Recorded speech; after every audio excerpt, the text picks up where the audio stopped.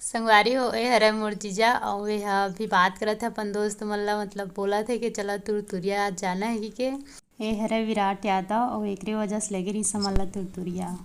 ए हरे माँ तुरतुरिया अउ हमर जीजा के जो दोस्त हे संगवारी हो ओमन ह नइ आ पाए रहिस हे हमर ब्लॉग में, ओकर वजह से हमन ह कुछ हवय फोटो वगैरह तेन ला एडिट करके डालत हन।